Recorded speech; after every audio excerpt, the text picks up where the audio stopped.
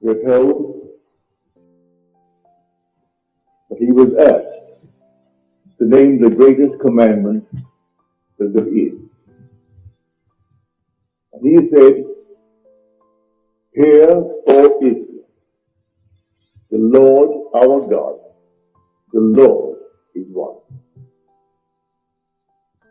And you shall love the Lord your God with all your heart, with all your might, with all your soul." Then he adds one, "And love your neighbor as yourself." There is no greater commandment than these, he says. Now the psalmist tells us, those who choose any other god multiply their sorrows. We'll read that in the 16th Psalm. Those who choose any other god multiply their sorrows.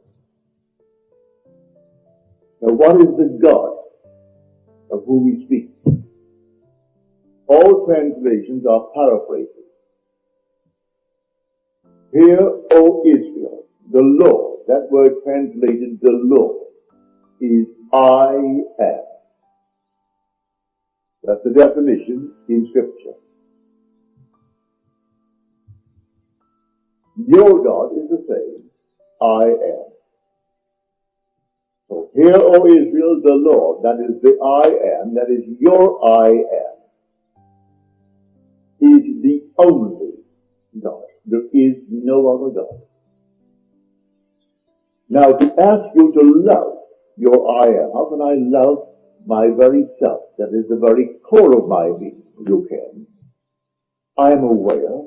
Before I'm aware of being Neville, I am aware. Well, can I really believe that the sense of awareness is the cause of all that I'm going to experience because I'm going to become aware of something, becoming aware of it, and accepting the state of which I am aware as fact, I then must experience it. And there is no other cause in my world. Hear, O Israel, the Lord, our God, the Lord is one. He's quoting from the 6th chapter of Deuteronomy. He said, I've only come to fulfill Scripture. There's no other purpose for my being. So here I am fulfilling Scripture. Will I really choose this God, the only God? Or am I going to have someone in my world that I think, no, isn't he important? Or aren't they important? Or that nation, isn't it important? Or am I going to go back to the only God in the world, which is my own wonderful human imagination? That's the God that creates my world and sustains my world and changes the conditions of my world. Now the Bible speaks of 3 great earth-shaking movements. The first is the Old Testament. It's all prophetic. It's an active prophecy. Everything is simply shall be. These things shall be. Now comes the New Testament, where it makes the claim that these things have taken place. It's based on the affirmation that a series of events happened in which God revealed himself in action for the salvation of man. But that God is man's own wonderful human imagination. It happened in man. So the one in whom it happened told the story. And it was rejected because they knew the earthly history of the man in whom it happened. They were looking for it in some other way, to come in some other direction. Not a man, a simple man, whose parents we know, whose brothers we know, whose sisters we know, whose background, and it has not a thing to warrant what he is claiming happened in him. Yet, he claims it happened in him. And then he takes, in his most unlearned manner, he takes Scripture and shows them in Scripture what was foretold that happened in him. Now the last great earth-shaking moment is how it happened. What's going to happen, that's the Old Testament. It's all in the future. The New Testament is what happened. And then comes the third great movement of the earth. The man of the earth is how it happened. And I am telling you how it happened. Everyone in this world is going to experience it. And I'm qualified today to tell you how it happened.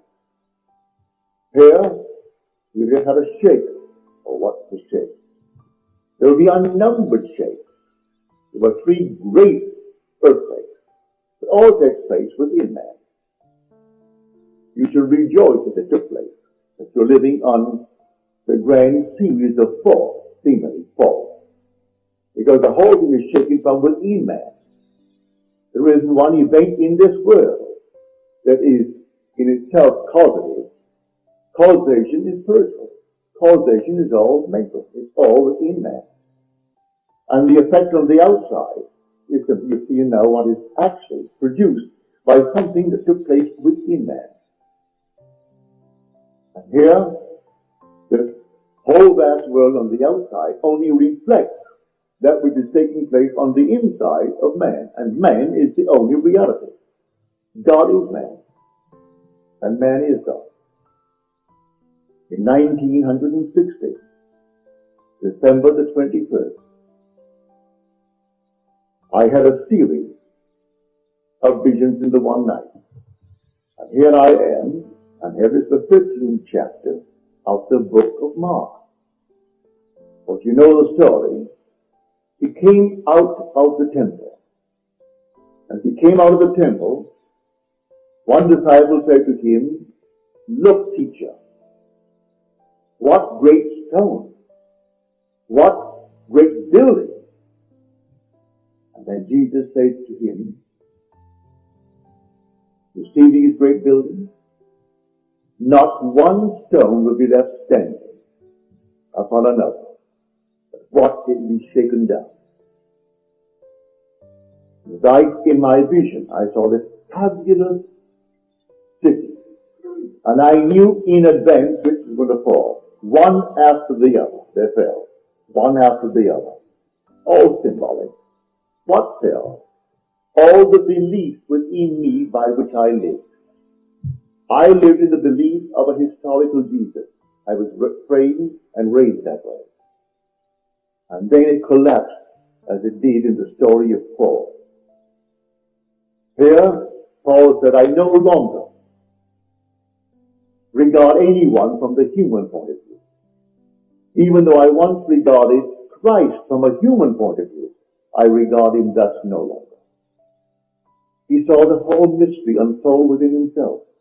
And these huge buildings simply represented the beliefs by which he lived. And he thought that these will last forever. I believed in the historical Christ. I believed in this, I believed in that, I believed in the other. Everything outside of myself. And suddenly the whole thing collapsed, one building after the other. And I could spot it. That's going to go next. And before my eyes, it collapsed. Not one stone was left upon the other. I saw that one, that collapsed. The other one, that collapsed. Every building came down. And when everything was done and not one stone was left upon the other, then I woke in this world. And here was the 13th chapter of Mark, completed within me. I have come only to fulfill Scripture. Fulfill it where? To fulfill it within me. Now, in the same chapter, if any man tells you, "Look, there is Christ," or "Look, here it is," do not believe it. Many will come in and say, "In my name," and say, "I am Christ." The word Christ is added. Many will come and say, "I am." Forget it. There is nothing outside of you. I can say, "I am," and you then point to something other than yourself. It's yourself. Hear, O Israel, the Lord our God, that is the I Am, is the only I Am. The supreme I Am is one with the I Am that is seated here now, who is calling itself Stand, calling itself Ray, calling itself Jan. That which is now calling itself this, that is one with what you probably believe to be a supreme being outside of yourself. And there is no other God. That is the cause of everything in your world. It is nothing but God. So here, there are three great earth-shaking events in the world. One was the Old Testament. The second is the New. One told what's going to happen. One told us what happened. And the third is how it happened. When I was a little boy, just a lad, this weird, strange woman, no one knew her background. She came up from England and lived on a little pension that came to the bank. Who sent it? No one really inquired, or if they did, the bank would never divulge. It was a small amount. But she lived in a windswept area in Barbados, where a constant breeze from the sea brought the salt inland, and not a thing could be done with metal there. All the nails were wooden nails. All the shingles were nailed with wood. The hinges were all wood. If you drove a car in those days, people didn't really have cars in those days, so even a carriage, any metal thing would corrode with the salt. The wind would drive it inland, maybe almost a mile. The trees were bent, always at an angle. And one day I sat with this boy, maybe I was 7 or 8, and this weird creature said to me, you know, you're going to leave this island and make your home in a far, far country. You'll be the first to be married. I'm one of 10 children. I was the fourth. You'll be the first to be married, and you're going to have 2 children. And then you're going to tell a story, and the story will reach, enormous crowds. She thought I was selling something, but you're going to sell something. But long after you're gone from this world, here you're talking to a child only 7, and she's telling you, beyond your exit from this world. And long after you're gone, centuries and centuries after you're gone, they will tell a story, and you'll be numbered among 3 who have told the story, or did the same thing. I know now what it is. One, he's telling you what's going to happen. One told you what happened, and I'm telling you how it happened. It's going to happen to everyone in this world. That is what I came to tell you. Well, I was the first to get married. I do have 2 children.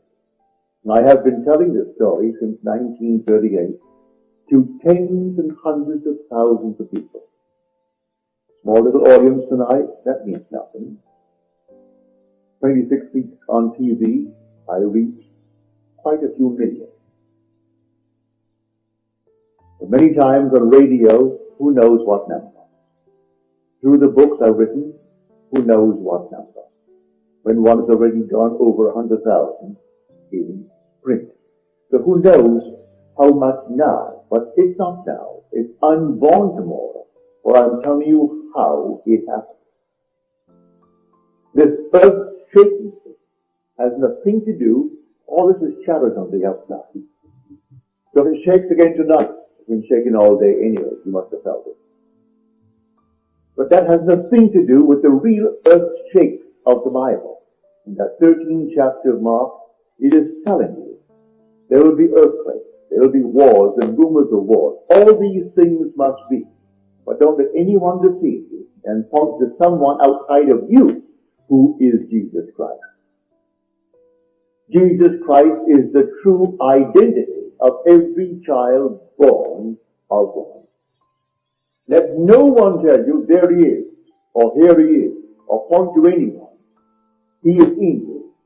And one day there'll be a quake within you, may I tell you. A real quake. That this that you felt last Tuesday morning is just nothing compared to that quake. When it starts, you wonder what on earth is taking place. Your head vibrates as not a thing in this world could ever vibrate you. You shake all over, and you think, no, this is it. In my own case, I thought this is a massive hemorrhage, and I can't survive it. That's what I thought. That's almost 12 years ago, the coming July. And I thought that every little bone in my body is going to separate. Instead of that, I walked within my body. And then I realized, well, I have been here how long? I do not know. Who put me here? I do not know. But here I am, in a tomb. And my body was the tomb. It was my skull that was the tomb. I had the innate wisdom to do what I had to do to come out. As you will have it the moment you shake to that extent. It's called in Scripture the last trumpet. And the word trumpet means a reverberation. It is so intense that you can't withstand the vibration. And you wake. It's the call. And you wake within you. And then you come out. And then everything said of him, you are going to experience. And then you'll know who Jesus Christ is. So anyone who tells you of another Christ, forget it. If they point there to the greatest man in the world, forget it. He is nothing compared to the being that you really are. That being is God. And no mask in this world did he ever walk and compare to the wearer of the mask. So do not believe anyone who tells you there he is, or there she is, or so-and-so. Forget it. He's all within you, and he's dreaming this dream of life. So those who choose another God multiply their sorrows.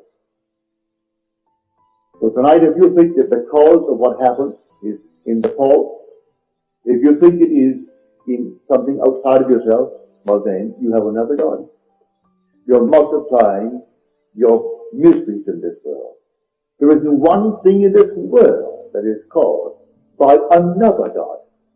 It is God in you causing everything in the world that you are experiencing and you will experience. And it's not caused by any other causation in the world. So name the greatest. Hear, O Israel. The Lord, our God, is wonderful. Now you love that. I heard some very famous archbishops say, any man who could actually put himself out as such a state, he is mentally deficient. He needs a psychiatrist. He needs this, as he goes on to the huge, big, long talk about it. That's what they said of the one in the 10th chapter of John. Why, listen to him. He's mad. He has a devil. Why has he a devil? Because he dares to claim that God is my Father, and I and my Father are one. He dares to claim there's only one way to the Father, and I am the true and living way to the Father. And no one can ever come to the Father except by this one and only true and living way. There is no other way. So look upon Jesus Christ not as a person, as a way. The early Christians were known as the people of the way. It was a way. You are the person who travels the way. And so I meet you, and you say, do you know the way? And I said, to where? And then you tell me where. Well, if I know the way, I will tell you. Now, in this case, they wanted to know the way, and they wanted to know the way to the Father. He said, well, I will show you the way. There is no other way but the one way. There aren't two ways, only one way. One day you will feel an earthquake. An earthquake that no one on earth has ever heard or felt before. It's not an 8.5 or a 10.10. It's something that no one has ever experienced until he experiences it. Where every little bone of your body vibrates, especially the head. And you think it's going to explode.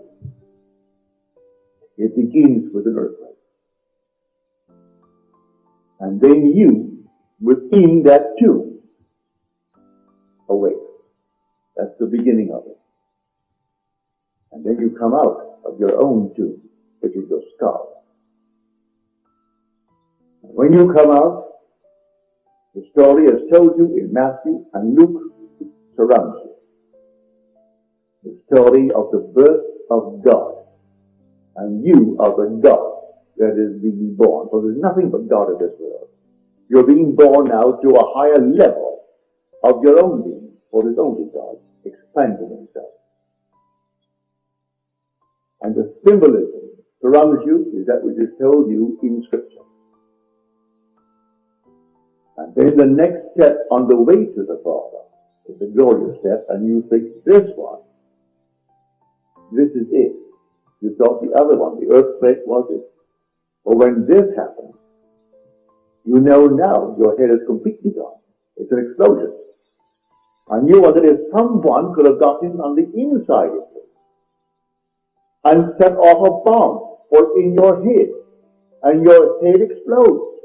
It literally explodes as far as your sensation goes.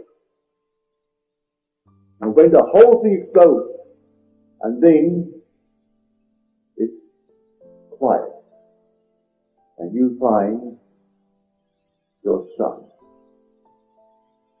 And the son is God's son. And his name is David. And he calls you Father.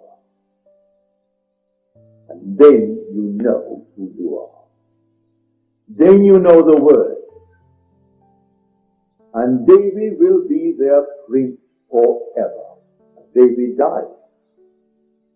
David said, you will not leave my soul in hell. So he raises up his son for the purpose of God. He cannot in any way, as he expands, God is made up of all his sons, and we are the sons, and the purpose is expansion. Well, he can't expand, as we expand, and the purpose now is to give himself to this level of himself. He's giving himself. Oh, how could he give me himself? Unless he gives me himself as Father. He is Father. To expand beyond the present level, he has to make me the Father. And then everyone becomes the same Father. Hear, O Israel, the Lord, that is, I am, the I am. Our I am is one. He's going to prove it now. He has a son, and the son is David. And I have got to become aware of actually being the father of David. Well, if David is my prince, then I am king. In that day, the Lord will be king over all the earth. And his name will be one. And the Lord one. That's the day. And the third one, the 14th chapter of Zechariah. And it's told in the most glorious manner, because when you go back to the 13th chapter of Mark, he comes out of the temple. This is not taking place in the temple. He comes out of the temple. He's in the courtyard.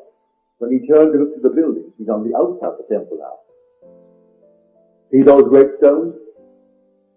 And the great buildings? They'll all topple. Not one stone will be left upon another. Now it goes into the third verse of that chapter. And as he enters into the third verse, he is standing on the Mount of Olives. And across, as you're told, and opposite to the Mount of Olives, there was the temple. Now we go back to Zechariah. Zechariah, the 14th chapter. Here, I'm standing on the Mount of Olives. The Lord is standing on the Mount of Olives. And the mount was split in two from east to west. And a great valley divided them, the two parts. And one moved northward, and the other moved southward. And then it is said, and the Lord and all the holy ones followed him. It isn't followed him. The Hebrew word is you, not him. And your footnote in the Revised Standard Version will show you the pronoun is not, as it's used in both the King James and the Revised Standard Version. It is you. All the holy ones will follow you. And then it goes on, in that day, the Lord will be king over all the earth. And then the Lord will be one, and his name one. It is I am. That's one.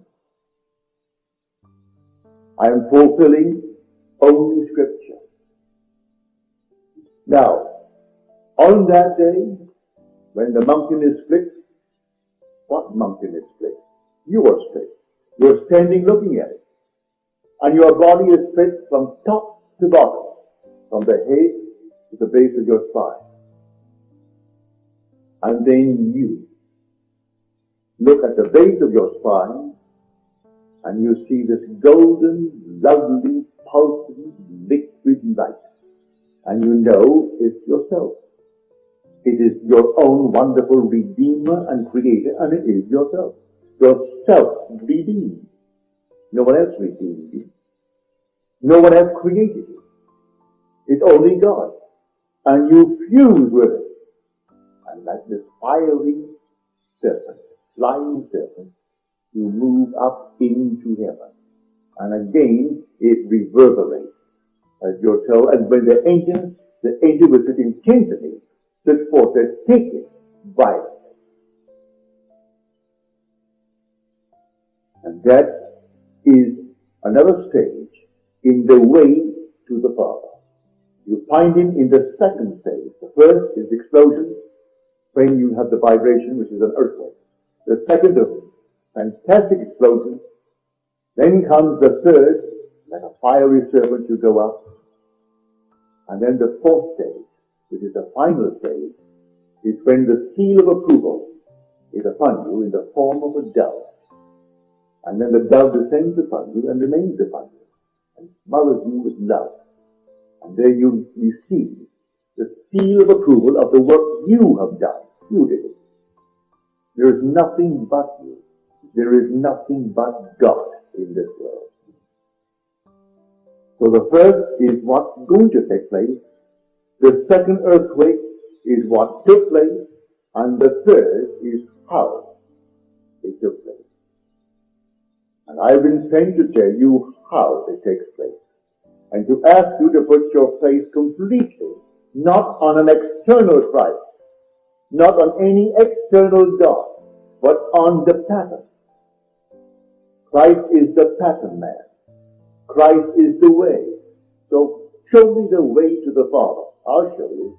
One night when you least expect it, he will come with a sudden shockingness that an earthquake will take place within you, not on the outside as the one last Tuesday morning, but within you, and that will seem like a little thing compared to what's going to take place. But that's a shadow. It's a foreshadowing. Be happy that you're here. All these things are taking place because we are on the verge of the awakening. And all are going to awake. And when they awake as God. Everyone's going to awake as God. There's nothing but God. There's no room in this world for anything but God. When it seems such a horrible thing, forget it. So 62 people got killed, they say. All right, it's part of an unfolding play. They're restored already, restored to life. In a world just like this, to continue the journey. One day, the quake will not kill them and crush them. The quake will take place within them. And they will awaken, and all that took place here in the past June, when 62 were killed, will be as nothing. You've gone through it. I've gone through it. All the horrors of the world, you and I have gone through. But joy and woe are woven fine, a garment for the soul divine. Everyone has gone through it, and we're going through it. But in the end, an expansion beyond the wildest dream of anything known to man, and a power that no one fears. So we sent a man to the moon. On 3 occasions we've done it. And we send them elsewhere. That is nothing compared to the power that you will exercise tomorrow. You will have the power to stop time. Actually, stop time. Nothing can move when you stop it. And then when you stop it, you can change the motivation of the things that you observe, rearrange the entire thing, and change the motive, and then release time and see it come out differently. That's the power that you will exercise tomorrow. For you are the power of God, because you are God. And you are the wisdom of God, because you are God.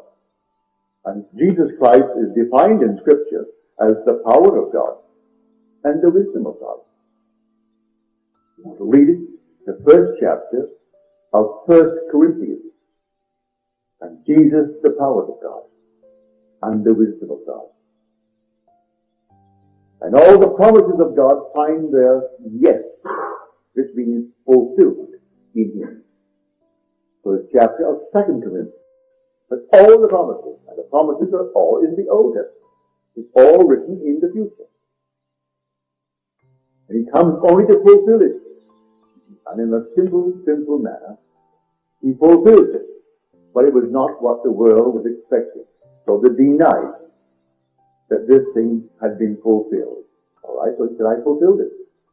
And He told those who could relate it and who could tell it. So that they related the experience of one in whom it happened. And now will come one who will tell you how it happened. Now I'll tell you the way, as I've told you. For Jesus Christ is simply the way to the Father. And when you go to the Father, you don't see another as Father. You're getting yourself back to yourself. You prepared a way for yourself to return when you came down in this way of death. He prepared the way for Himself to go back. And the way back is called Jesus Christ. And people think it is simply a little man on the outside of himself. No, it is a way. They were called the people of the way. And so there aren't two ways about it. There's only one way back. And so it's not through diet, it's not through being good, it's not through being rich, it's not through being socially prominent, of all the nonsense of the world. I have a friend of mine back east, and she comes out of the so-called family of the Adams, who is our president, and his son a president. And so her son is named Adam. But I, through habit, the word Adam to me is far lovelier than Adam, with an S on it. And so I called him Adam. And she said, oh, Neville, his name isn't Adam, his name is Adam. His forefather is a president of our country. And so he's named after his forefather. Well, I thanked her. Her name's Ruth, by the way. So I thanked her for correcting me. But through habit, again, I called him Adam. Again, she corrected me. His name is not Adam, Neville. The name is Adam. She's so proud of that ancestry. And I am telling you, you are the father of God's son. And his name is David. Can you conceive of any greater ancestry? Is there anyone walking the face of this earth has any greater ancestry than you when I tell you who you are? You are the father of God's only begotten Son. And his only begotten son is David. And when you see him after that second stage in the journey back, and you know who you are, is there anyone on the face of this earth greater than the being that you discover yourself to be when you discover that you're God? So she wants to be an Adam. I'm telling you, you are far greater than all the things of earth, for you are God. And one day, the second stage back to the source is going to reveal the truth of what I'm talking about. You're going to find that you really are God. Because you're going to find your son. And your son is the Son of God. And there's only one God. Hear, O Israel, the Lord. Our God, the Lord, is one Lord, not two. So when you see the Son, there's only one. And you know He is your Son, you know who you are. And you know you're God. And there is nothing but God in this world. So this is the story I've been sent to tell you. And should I drop now this very second, makes no difference, I've told it. And you've recorded it. And it is here, and someone will have the capacity and the ability to write it. As they wrote that story 2,000 years ago, and told it of, well, forget the word Neville. Just tell the story. Tell how to go back to the source. And you are the source. You are the cause of the phenomena of life. For man is all imagination. And God is man.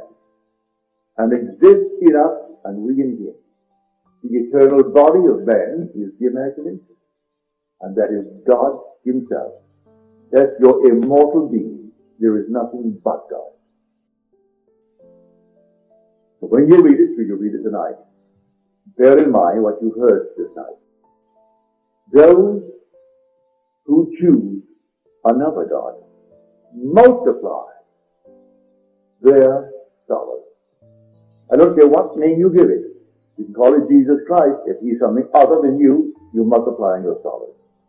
Call it God. That does not mean yourself, you're multiplying your sorrows. Call it Jehovah. And not mean self, you're multiplying your sorrows. Call it by any name. No matter how sacred the name is to you, it means something other than you. If you hear the word God, the word Jehovah, the word Jesus, the word Jesus Christ, and it conveys the sense of an existence, something outside of man, then you're multiplying your sorrows. It has to convey your own wonderful imagination. That's God. The only God. And all these little shakes, and friends of mine in the audience tonight, they had these shakes prior to it, and in the week of it, and they were all perfectly wonderful. Their visions were perfectly heavenly. I can't thank them enough for sharing it with me.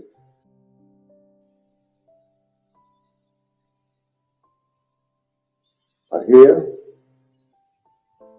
if you read it tonight, should you, that 13th chapter of the book of Mark, the related chapters are the 22nd of Matthew and the 10th of Luke. But I like the one as Mark presents it. He does it in a very primitive manner, but it's so beautifully told in Mark. It's simple and very, very clearly stated. That's the one that asks you not to believe anyone who points outside to Jesus Christ. If should anyone say, look, there he is, or here he is, believe him not. For many will come saying, I am he. Do not believe it. Let no one make the claim and you believe it. Let it be revealed. If he really has had the experience, there are those within his world who will see it. He doesn't ask anyone to see it. He doesn't care. He knows it has to be seen by those within his world who are related to the picture. He knows Peter must come. And in my case, Peter came. He's a beautiful, beautiful Peter too. Petra. And she saw it, everyone will see it. So I don't have to ask anyone to see it or try to persuade you. So don't believe that Neville is. I'm not speaking of Neville. I'm speaking of the source. I'm speaking of now a series of events man must experience to take him back to the source. And that series of events that takes him back to the source is called the way. So when you read in the 14th of John, I am the way and the truth and the life. No one comes unto the Father except by me. He is telling you of the only way back to the Father, which is the source, the cause of the phenomenon of life. So forget a man and just simply see the way. He's called the way, the true and living way, and there is no other way. But the most difficult thing in the world for man is to completely give up at one fell swoop his fixed belief when he's been trained, as he has been trained, to believe in creatures outside of himself. And so he believes in a historical Jesus, in a historical Moses, in a historical Jacob, and all these things. When the old is simply an active prophecy, the new an active parable. What I'm telling you, active too. But I'm telling you what I know from experience, that I've been sent to tell you the way. Sent to tell you how you go back to discover your own being, who is God the Father. And there is no other. So tonight, you can put it on this apple to a test. The power of which I speak. You're going to assume that you are now the one that you would like to be, and remain faithful to your assumption. And to the degree that you are faithful to that assumption, you will become it. Because you really are the creator of all the things in your world. And you create it by simply assuming a certain state, entering into that state, living in the state, feeling it to be natural, and then you project it on the screen of space. But no matter what you project, it is nothing to the being that you really are who is doing the projecting. And the purpose of life is to find the thing that is projecting, and that is God. But in the world of Caesar, one would like more money, more this, more the other. You can do it. One day you'll get tired of all the things you're projecting. And then you will know that statement in the book of Amos. In that day I will send a famine upon the land. It will not be a hunger for bread, or a thirst for water, but for the hearing of the word of God. You get so tired of things, you get satiated, and you want to hear the word of God, but you are God. You want to hear what you foretold in the beginning, and what you meant by it, and what someone claimed it fulfilled itself in, and then how. And you become so hungry that a thing on the outside will interest you. Only this, the word of God. And you let everything drop and put all of your interest in simply the word of God. For you really are not only God, but you are his word, because the word and God are one. In the beginning was the word was with God, and the word was God. So he sent it, and his word cannot return unto him void. It must accomplish that which is purposed, and prosper in the thing for which he sent it. Well, he sent himself. He had no one else to send. Who else to go? Can you conceive of a moment when a father, you're all now sons, billions of us, but because he is omnipresent, he's present to all. Because he's omniscient, right? And he is omnipotent. And he tells us a story that he is going to become invisible. Just good look at me now. I have become invisible, he tells us, for one purpose, in becoming invisible, I have become you, and you will become as I am. And when the drama is over, you will be as I am. And my Father tells me that. And he shows me the result, shows me a son. It's the one dearest and nearest to his heart. And then my Father becomes invisible. And I think, as I start the journey, I never more will see my Father, not knowing he's built in from eternity within me. But he is faithful and steadfast love, and he keeps his pledge to me. And one day, I don't see him, I see his son.